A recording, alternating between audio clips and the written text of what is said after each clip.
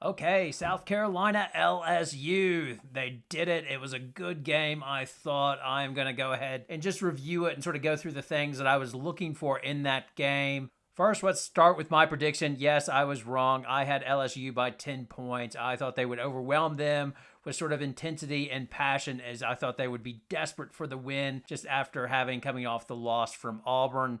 I thought that was the case in the first half. They were stronger on the boards and just had overall intensity. Well done to South Carolina. They settled things well. They regrouped at halftime and they just slowly squeezed away LSU with their advantages in the second half. With that main advantage being the depth that they have in their front court, obviously, as it felt like LSU's fate was sealed once Angel Reese fouled out in the fourth quarter. So first, the things that I was looking for in the game. So the first thing was the rookie battle. Wiley played 10 minutes. She was 3 for 6, went for 8 points. She was solid. She played well when she was in there. Michaela Williams had a tough game. There's no doubt about that. And because she's a shooter and a scorer, you're just always going to look bad if your shot's not going and you take a lot of shots, and that was the case for her. So she was 5 for 18, and as you'd be aware, she was 1 of 10 from the 3-point line. She still got 6 assists and 4 rebounds and 1 steal, but that might be one of the things with Williams is she needs to be able to impact more in the other areas of her game. As well on defense, like she let Bree Hall get loose at the end of the game. The last 3 that she gave up,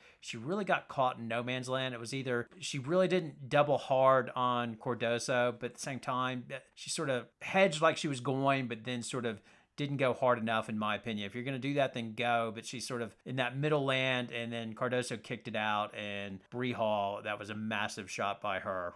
The next area I was interested in looking at was the Reese versus Cardoso matchup. So I talked about this prior to the game.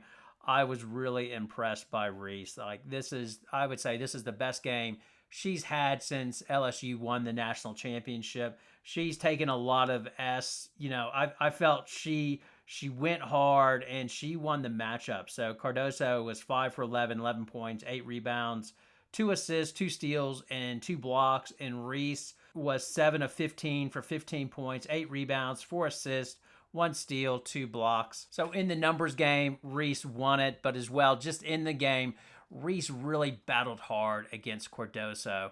Cardoso got that block on Reese, but for all money, it looked like a foul. But hey, whatever. They call what they call. They call what they don't.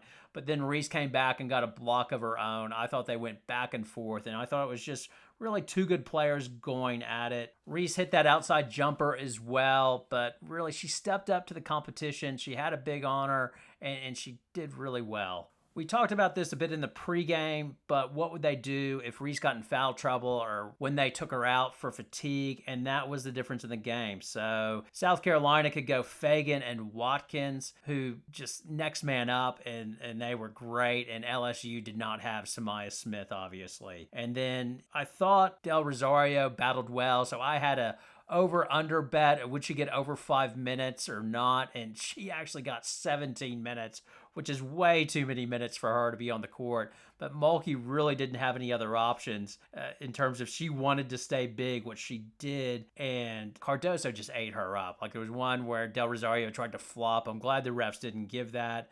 There's another where she made a move on the inside and got by her. And basically, that's what you expect. I mean, Del Rosario is a rookie or a freshman. You're going to get that. So it wasn't anything unexpected or any shade at Del Rosario.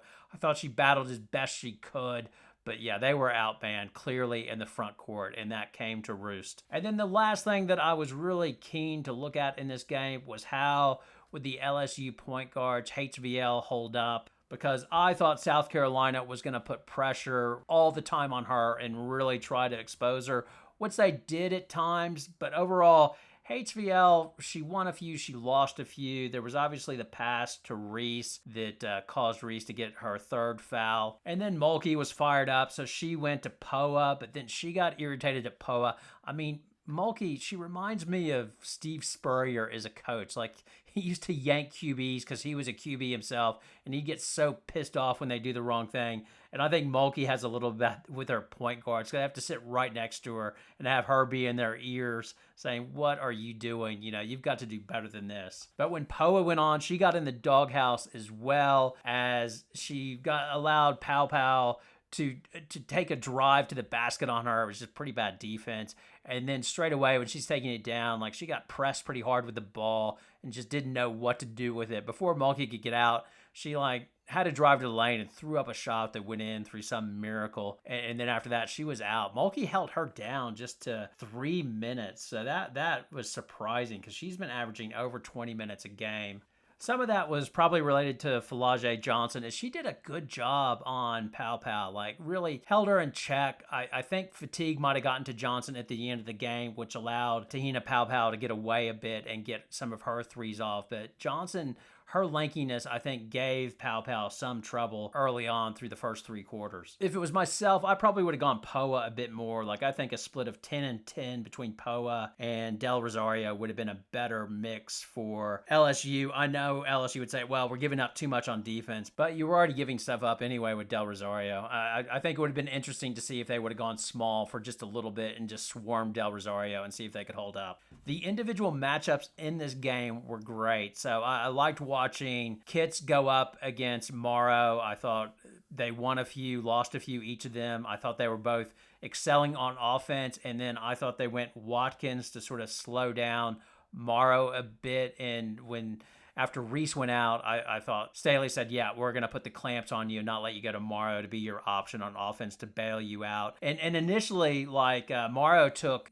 Watkins to the basket on that one. But then after that, I thought Watkins was money and sort of closing her out and shutting her down. Going forward for these teams, I think Staley's done a good job of adjusting to the loss to Iowa. Now she has the totally complete team that can shoot inside, dominate inside, has depth, and is clearly the best team in the country and elite in their own category. I asked the initial question in a few videos ago, who can join UCLA and South Carolina? I think UCLA can match up with South Carolina, but South Carolina has more consistent shooting than UCLA. With LSU, I think this was a good loss for them. I mean, Mulkey was playing it up before the game and sort of doing her best. We're going to go out there and try the best we can. We're the underdogs and everything else.